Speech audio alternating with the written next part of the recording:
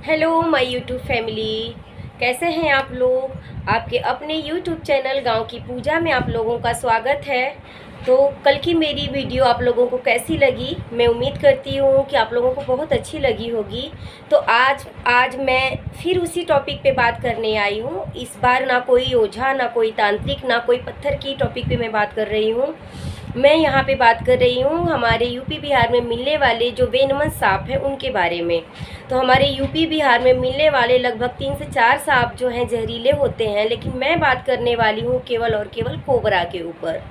हमारे यहाँ मिलने वाले जो कोबरा है वो तो है स्पेक्टिकल कोबरा। बट कोबरा कितने प्रकार के होते हैं, आई थिंक मैं जहाँ तक जानती हूँ 3 प्रकार तक होते हैं, और भी होते होंगे तो आप लोग कमेंट में ज़रूर बताना हमें।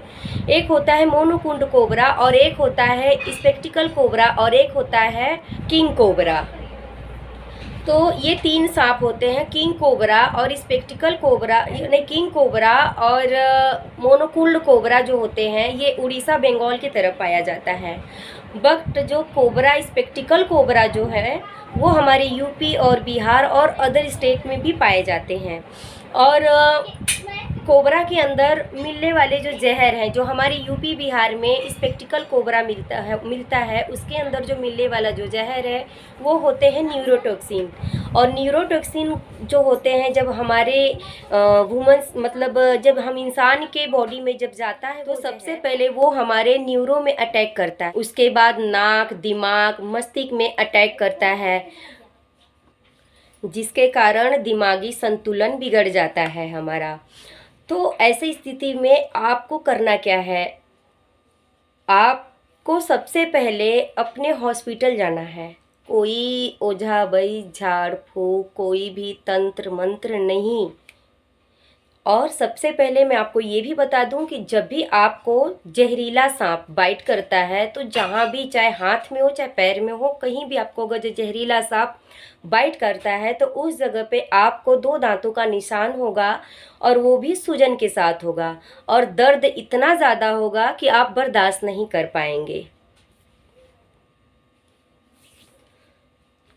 कितने पेशेंट के अंदर ये देखा जाता है कि बहुत जल्दी उस जगह पे स्वेलिंग आ जाती है, आधे घंटे तक, पौने घंटे तक आते आते उस जगह पे स्वेलिंग आ जाती है, नहीं घंटों भर के बाद उस जगह पे स्वेलिंग हो जाती है, दर्द होती है। जिस जगह पे भी आपको सांप बाइट करता है वो जहरीला है, तो जिस भी जगह पे आपको बाइट करेगा सांप उस जगह पे आपको दर्द होगा, जलन होगा, फटेगा, और धीरे धीरे आपका जो है हलक सूखने लगेंगी, धीरे धीरे आपको नींद आने लगेगा, आपके ये जो आँख है वो धीरे धीरे छोटी होने लगेंगी, ये जो चीज़ें ये धीरे धीरे सिकुड़नपन में आने लगेगा, और आप धीरे धीरे निद्रा अवस्था में जाने लगेंगे। अगर जब आपको ऐसा कोई भी सिम्टम्स होता है तो आपको करना क्या है कि आपके घर में जो पूजा घर होता है, सभी के घर में पूजा घर होता है, आप वहाँ से एक कपूर लीजिए, कपूर को कूट करके एक रुमाल में उसका पोटली बनाइए, और जो भी आपके यहाँ पेशेंट है उसके नाक में डाल डाल के उसको सूंघाते जाइए। इससे क्या होता है कि उनको नींद नहीं आएगी।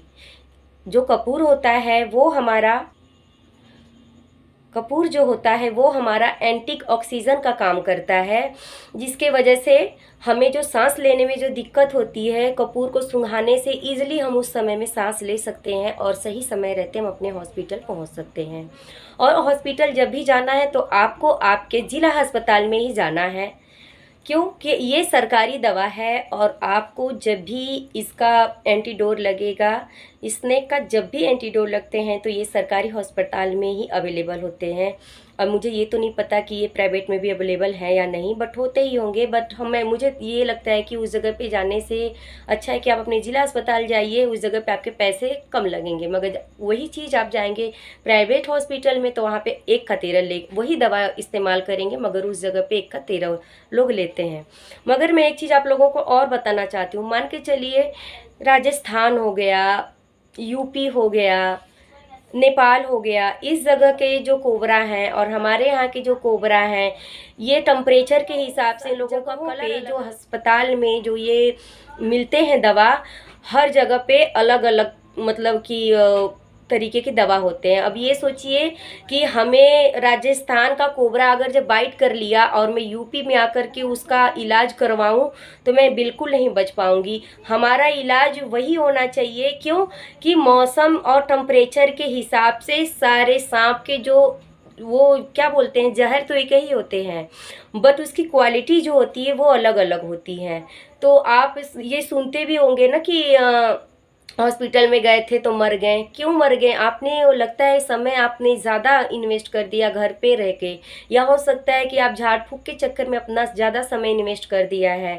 आप अगर जो समय आपको अगर जो कोबरा बाइट करता है तो आपसे आधे घंटे से लेके 1 घंटे तक का आपके पास मौका रहता है हॉस्पिटल पहुंचने के लिए। और आप लोगों को मैं ये भी बता दूं कि कोबरा जब भी बाइट करता है तो इंसान कोमा में तक चला जाता है, और कोमा में से निकलने के बाद उनकी याददाश्त तक चली जाती है। और कितने पेशेंट के अंदर तो ये भी देखा जाता है कि उनको पैरालाइज जैसा भी थोड़ी थोड़ी एक्टिविटी उनके अंदर आ जाती है। कितने लोग तो पूरी तरीके से पैरालाइज हो जाते हैं।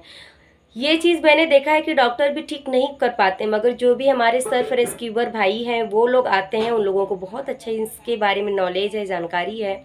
वो अपने हिसाब से इतने अच्छे से एक्सरसाइज करके या दवा भी जो होते हैं चालू करके वो लोग जिसको भी मतलब जिसकी शरीर जो पैरालाइज बन चुकी है वो दावा रखते हैं अच्छा करने का।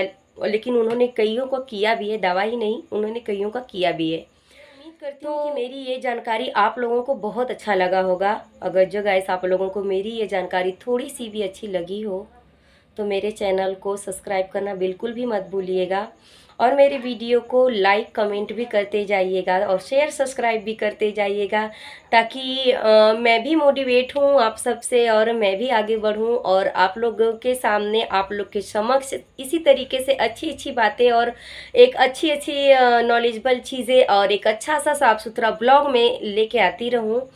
आप लोगों का आशीर्वाद रहा तो आने वाले समय में और भी अच्छे अच्छे नॉलेज और जानकारी मैं आप लोग के साथ शेयर करूंगी। तो मैं आशा करती हूँ कि ये चीज़ें आप लोगों को बहुत अच्छा लगा होगा।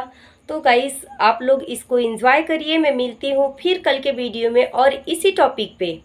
और कल का टॉपिक मेरा कोबरा पे नहीं होगा, कल का टॉपिक जो मेरा है वो रसल वाइपर पे होगा।